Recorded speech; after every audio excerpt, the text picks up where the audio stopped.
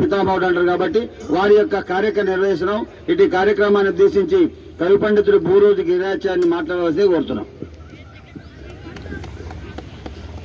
ఈరోజు భారతదేశ చరిత్రలో 100 సంవత్సరాలు ఎంతకాలమైనా గుర్తింపుండే మహనీయుడు, భారతదేశ చరిత్ర కీర్తి కిరీటం ఛత్రపతి సాహు మహారాజు గారి జయంతి కార్యక్రమాన్ని నిర్వహిస్తున్న మిత్రులు రాజారాం ప్రకాష్ సార్ గారు, గురుతుల్యులు మిత్రులు నాయకంటి నరసింహ శర్మ గారు, అట్లాగే విశ్రాంత ఇంజనీర్ శ్రీనివాసులు శెట్టి గారు, బాలమీయ గారు, అట్లాగే రజక సంఘ నాయకుడు బండలయ్య గారు, అట్లాగే వాల్మీకి సంఘ బాధ్యులు కావలి బాలస్వామి నాయుడు, రిటైర్డ్ టీచర్ వెంకటయ్య గారు, శేఖర్ గారు, సాయి గారు, ఈ కార్యక్రమానికి వచ్చేసిన కురుమయ్య గారు అందరికీ స్వాగతం పలుకుతూ, ఛత్రపతి సాహు మహారాజ్ అంటేనే ప్రజాస్వామ్యం గుర్తొస్తుంది. మనకు ప్రజాస్వామ్యం భారతదేశంలో ఏర్పడక ముందే ప్రజాస్వామ్య పునాదిని నిర్మించిన మహనీయుడు ఛత్రపతి సాహు మహారాజు గారు. ఛత్రపతి సాహు మహారాజు గారు 1874 జూన్ 26న జన్మించి మే 6, 1922లో మరణించారు. వారి కాలం అది. ఆ రోజు ఆయనను ఛత్రపతి సాహు మహారాజుగా, తర్వాత కొల్హాపూర్ సాహుగా, రాజర్షి సాహు మహారాజుగా వివిధ పేర్లతో పిలిచేవారు. ప్రజాస్వామ్యం అంటే ఏమిటో ఆనాటి ప్రజలకు ఎరుక చేసిన మహనీయుడే ఛత్రపతి సాహు మహారాజ్. ఆ రోజు అగ్రవర్ణాల కుల సంస్థలు, విద్యా సంస్థలు నడుస్తున్న కాలంలో విద్య అందరికీ అవశ్యమని ఆ రోజు కొంత ఛాందస బ్రాహ్మణేతరులను బ్రాహ్మణులను వ్యతిరేకించి వారి ఆధిపత్యాన్ని నిరోధించి అందరికీ బడులు, గుడుల్లో ప్రవేశం కల్పించిన మహనీయుడే ఛత్రపతి సాహు మహారాజు గారు. అయితే మనం చరిత్రలోకి వెళితే మనకు ఛత్రపతి శివాజీ తెలుస్తుంది. ఛత్రపతి శివాజీ వీరికి తాత, అంటే మనవడైతాడు సాహు మహారాజ్. ఆ రోజుల్లో ఛత్రపతి శివాజీ స్థాపించిన కొల్హాపూర్ సంస్థానానికి ఎవరు రాజులు లేని కాలంలో ఈ ఛత్రపతి శివాజీ 4వ భార్య అయిన ఆనందిబాయి ఆమె ఏం చేసిందంటే ఒక దత్తపుత్రుని తీసుకుంది. అతడే ఛత్రపతి సాహు మహారాజ్.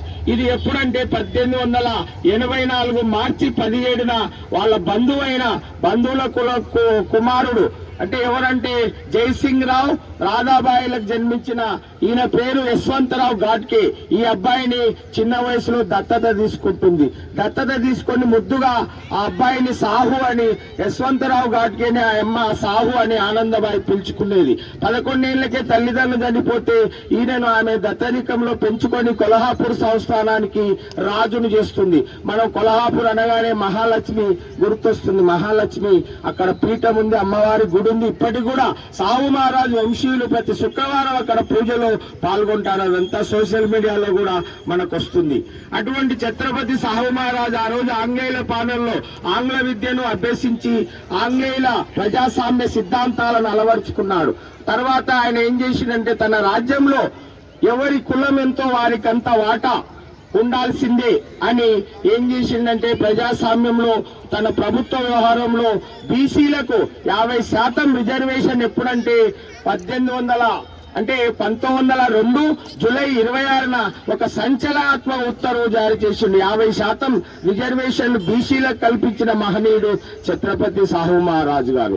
ఆయన ఆ రోజుల్లో అంబేద్కర్ తో ఈయన దళిత బాంధవుడుగా పేరుగాంచిన సమయంలో అంబేద్కర్ తో ఆయనకు సాన్నిహిత్యం ఏర్పడుతుంది. మరాఠా పెద్దలు ఆయనకు పరిచయం చేస్తే ఇంత మహనీయుడు ఇలాంటి అంటే సమాజంలో ఇలా దళితులకు, నిమ్న వర్ణాలకు, బీసీలకై కృషి చేస్తున్న మహనీయుని ఆశయాలను ఆయన అభినందిస్తాడు. వారిద్దరి మధ్య సాన్నిహిత్యంతో ఆ రోజుల్లో అంబేద్కర్ కు 2500 ఆర్థిక సాయం చేసి ఆయన విదేశీ విద్యకు కూడా, తర్వాత ఆయన ఉన్నత విద్యకు కూడా తోడ్పడతాడు సాహు మహారాజు గారు. ఆ విధంగా ఆ రోజు అంబేద్కర్ గారు మూక్ నాయక్ పత్రిక స్థాపించినప్పుడు కూడా ఆ సాహు మహారాజ్ సహాయం చేస్తాడు. తర్వాత అప్పుడే ఆయన ఈ బ్రాహ్మణ ఆధిక్య సమాజం ఇక్కడ అగ్రవర్ణాలపై దాడులు చేస్తుంటే, విద్యలో వారిని దూరం పెడుతుంటే అప్పుడు మహాత్మా జ్యోతిరావు పూలే స్థాపించిన ఏది అంటే ఈ సంస్థను ముందుకు తీసుకెళ్తాడు. అంటే జ్యోతిరావు పూలే స్థాపించిన సంస్థలన్నిటిని కూడా ఆయనకు ముందుకు నడిపి ఆ విధంగా దేశంలో అప్పుడు మరాఠా రాజ్యంలో దీనబంధు మరాఠా దీనబంధు అనే సత్యశోధక సమాజ్ సంస్థని కొనసాగిస్తాడు. తర్వాత మరాఠీ దీనబంధు అనే పత్రికను కూడా ఆయన స్థాపిస్తాడు. కనుక ఈ విధంగా ఆ రోజుల్లో ఈ దళితులే ఎందుకంటే సమాజంలో నిమ్న వర్ణాలు ఈసడించబడుతున్నాయని ఆ రోజు అనేక చట్టాలు తన కొల్హాపూర్ సంస్థానాల్లో తీసుకొస్తాడు. తర్వాత ఏది అంటే బాల్య వివాహాల చట్టాన్ని రద్దు చేస్తాడు. తర్వాత విడాకుల చట్టం తీసుకొచ్చి మహిళలకు ప్రాధాన్యత ఇస్తాడు. తర్వాత కులాంతర వివాహాలను ప్రోత్సహించడానికి కూడా చట్టాలు తీసుకొస్తాడు. ఇలా అనేక చట్టాలు తీసుకొచ్చిన మహనీయుడు మొట్టమొదట ప్రజాస్వామ్యవాదిగా అక్కడ గుర్తింపబడతాడు. అది తర్వాత మొత్తం భారతదేశం అంతా అనంతరం అంబేద్కర్ గారు తన రాజ్యాంగంలో కూడా ఈ ఛత్రపతి సాహు మహారాజు ప్రజాస్వామ్య విలువలను రిజర్వేషన్లను కూడా కొనసాగిస్తాడు కులపరంగా మతపరంగా. అప్పటి రాష్ట్రపతి ప్రతిభా పాటిల్ గారు కూడా 2000 అంటే అక్కడ ఏది అంటే 2009 ఆ ప్రాంతంలో అక్కడ ఏదంటే పార్లమెంటులో ఈయన విగ్రహాన్ని పూణేలో కూడా ఈయన పెద్ద విగ్రహం కూడా ఉంది. కనుక సాహు మహారాజ్ ఆశయాలను కొనసాగిస్తూ ఈనాటి విద్యకు దూరం అవుతున్న దళిత బహుజనులను కూడా విద్య వైపు ఈయన స్ఫూర్తితో తీసుకురావాలని ఆశిస్తూ ముగిస్తున్నాను.